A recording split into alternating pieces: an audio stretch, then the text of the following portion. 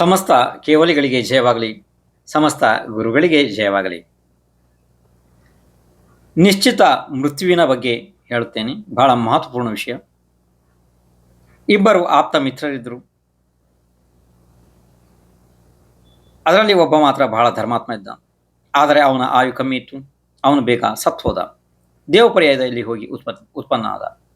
ಅಲ್ಲಿ ಹೋಗಿ ಅವಧಿ ಜ್ಞಾನದಿಂದ ತಿಳಿದ ನನ್ನ ಒಬ್ಬ ಗೆಳೆಯ ಭೂಮಿ ಮೇಲೆ ಮನುಷ್ಯ ಆಗಿದ್ದಾನೆ. ಅಲ್ಲಿಂದ ಅವನು ಇಲ್ಲಿಗೆ ಬಂದು ಕೆಲವೊಂದು ವಿಷಯಗಳನ್ನ ಇವನಿಗೆ ಸಂಬೋಧನೆ ಮಾಡಿ ಹೇಳ್ದ ಮನುಷ್ಯನಿಗೆ. ಮತ್ತೆ ಹೇಳ್ದ, ಯಾವ್ದಾರು ನಿನಗೆ ಕಷ್ಟ ಇದ್ದರೆ ನನ್ನನ್ನು ನೆನೆಸಿಕೋ, ನಾನು ಬಂದು ನಿನಗೆ ಉಪಕಾರ ಮಾಡ್ತೀನಿ ಅಂತ ಹೇಳ್ದ. ದೇವ ಹೊರಟೋಗ್ಬಿಟ್ಟ. ಹಾಗೆ ಸ್ವಲ್ಪ ವರ್ಷಗಳು ಹೋಯ್ತು. ಆಮೇಲೆ ಈ ಮನುಷ್ಯ ಒಂದು ಎಲ್ಲಿಗೋ ಹೋಗ್ತಾ ಇದ್ದ. ಆ ಸಮಯದಲ್ಲಿ ಒಬ್ಬ ಯಮರಾಜ ಇವನನ್ನ ನೋಡಿ ನಗುವುದು ಇವನಿಗೆ ಕಂಡು ಬಂತು. ಏನೋ ಆಪತ್ತು ನನಗೆ ಕಾದಿದೆ, ಯಮರಾಜನ ಮುಂದಿನ ಬೇಟೆ ನಾನೇ ಅಂತ ಹೇಳಿ ತಿಳಿದ ಇವನು. ಸ್ವಲ್ಪ ದೂರ ಓಡಿ ಹೋಗಿ ಆ ಕಡೆಗೆ ಆ ದೇವನನ್ನ ನೆನೆದ. ದೇವ ಪ್ರತ್ಯಕ್ಷ ಆದ ತಕ್ಷಣ ಹೇಳ್ದ, ಯಮರಾಜ ನನ್ನನ್ನು ನೋಡಿ ಯಾಕೋ ನಗ್ತಿದ್ದಾನೆ, ನನಗೆ ಯಾಕೋ ಹೆದರಿಕೆ ಆಗ್ತಾ ಇದೆ, ನಾ ಸಾಯ್ತೀನಿ ಅಂತ ಹೇಳಿ ನನ್ನನ್ನು ಉಳಿಸು ಅಂತ ಹೇಳಿ ದೇವನಿಗೆ ಹೇಳ್ದ. ಅದಕ್ಕೆ ಯಾಕೆ ಚಿಂತೆ ಅಂತ ಹೇಳ್ದ ದೇವ ಅವನನ್ನ ಅಷ್ಟು ವೇಗವಾಗಿ ಎತ್ಕೊಂಡು ಹೋಗಿ ಹಿಮಾಲಯ ಪರ್ವತದ ಮೇಲೆ ಇಟ್ಟು ಮರಳಿ ಬಂದ. ಯಮನ ಹತ್ರ ದೇವ ಬಂದ. ಯಮನಿಗೆ ಕೇಳ್ದ, ಯಮ,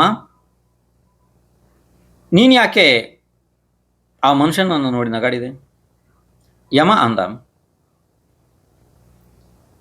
ನಾನು 3 ನಿಮಿಷದ ಹಿಂದೆ ಅವನನ್ನು ನೋಡಿದ್ದೆ. 3 ನಿಮಿಷಗಳ ನಂತರ ಹಿಮಾಲಯ ಪರ್ವತದಿಂದ ಅವನ ಮೃತ್ಯು ಇತ್ತು.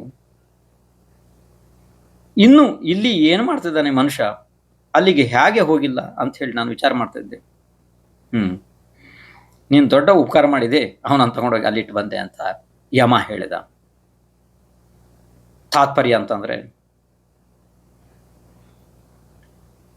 ನಿಶ್ಚಿತ ಮೃತ್ಯುವನ್ನು ಯಾರು ಹೇಗೂ ತಪ್ಪಿಸೋದಕ್ಕೆ ಸಾಧ್ಯ ಇಲ್ಲ. ಯಾವ ಸ್ಥಳದಲ್ಲಿ ಯಾವ ಜೀವದ ಹೇಗೆ ಮೃತ್ಯು ಆಗಬೇಕು ಅದು ಹಾಗೇ ಆಗುತ್ತದೆ.